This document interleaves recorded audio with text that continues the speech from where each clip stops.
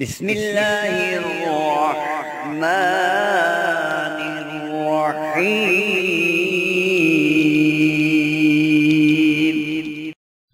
الحمدللہ، آج ماہ ذی الحج کا پہلا جمعہ ہے۔ سب سے پہلے تو آپ سب کو جمعے کے دن کی بہت مبارک ہو، اور ہم دعا گو ہیں کہ اللہ رب العزت آپ کی تمام پریشانیوں کو، تمام مصیبتوں کو، دکھوں کو ٹال دے اور آپ کی زندگی میں آسانیاں پیدا کر دے، آمین۔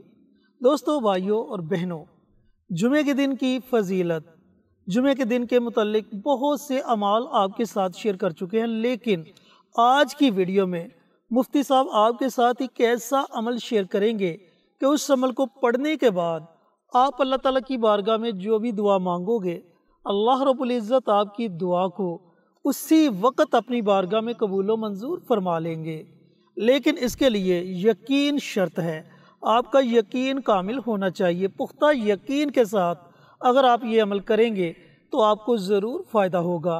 اس کی مکمل تفصیل آپ کے ساتھ شیئر کریں گے مولانا مفتی محمد بابر شہزاد صاحب۔ اس کے لیے ویڈیو کو آخر تک ضرور دیکھیں۔ شکریہ۔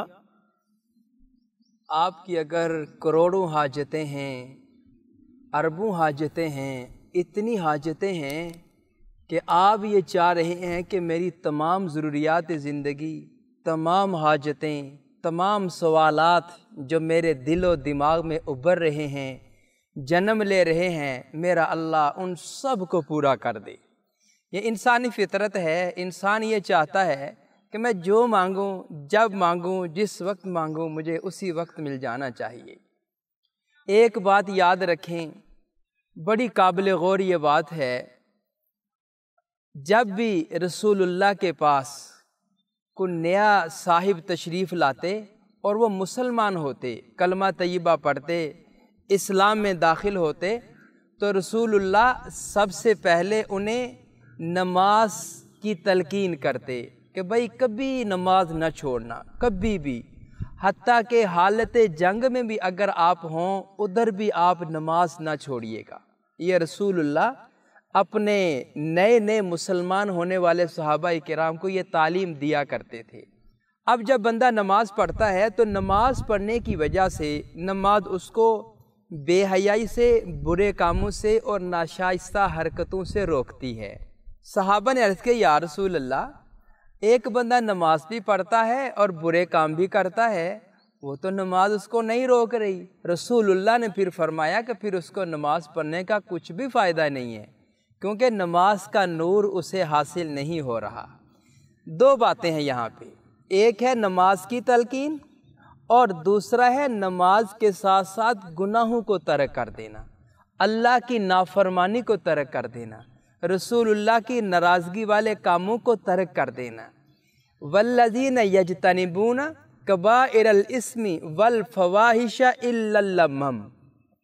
اللہ کی ذات عالی قرآن پاک میں اہل ایمان سے مخاطب ہے کہ اے مومنوں، اے مسلمانوں، یجتنبون کبائر الاسم، جو بڑے بڑے یعنی کبیرہ گناہ ہیں ان سے اجتناب کرو۔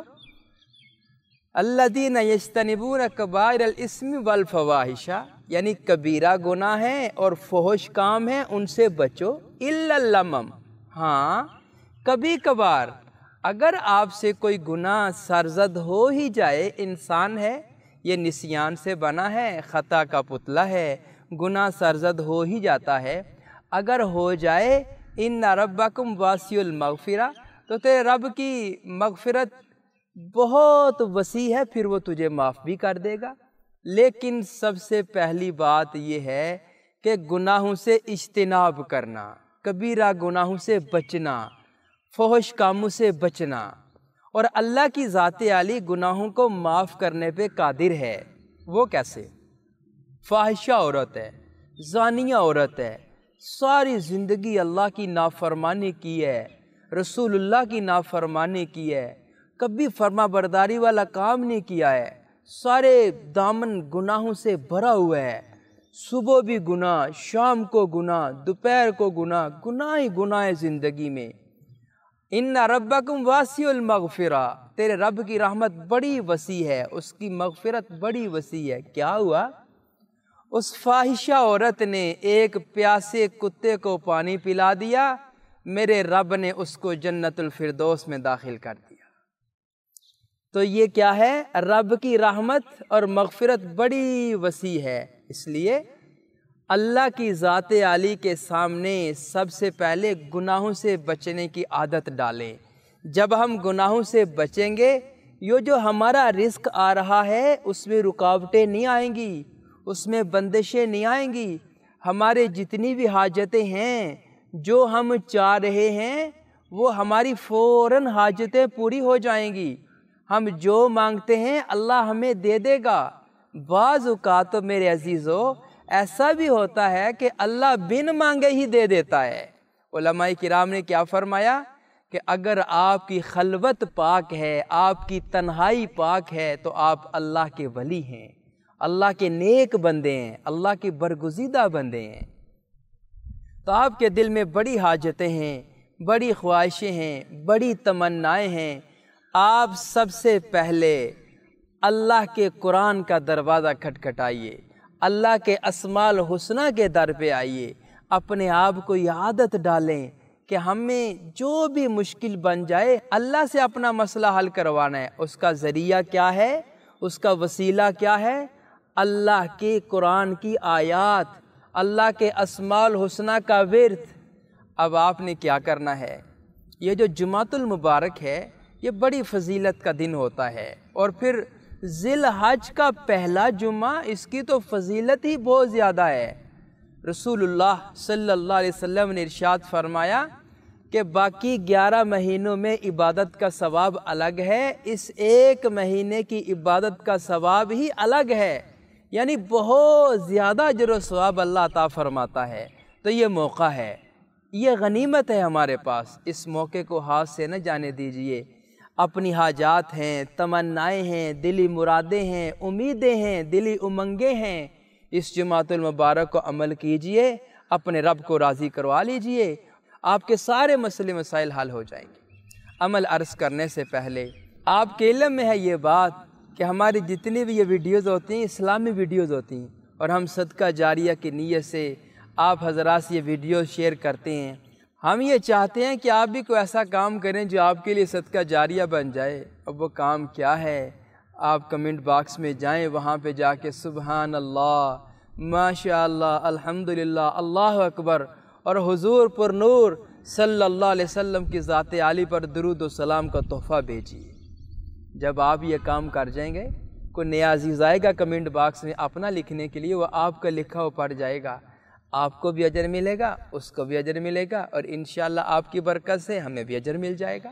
تو لہٰذا یہ کام آپ ضرور کیجئے گا۔ اب آتے ہیں وظیفہ کی طرف۔ جمعۃ المبارک اور پھر ذی الحج کا پہلا جمعہ ہے، بڑی فضیلت والا دن ہے، بڑی فضیلت والا دن ہے۔ اس دن میں آپ اللہ سے جو مانگیں گے اللہ آپ کو عطا کرے گا۔ اب آپ نے کرنا کیا ہے؟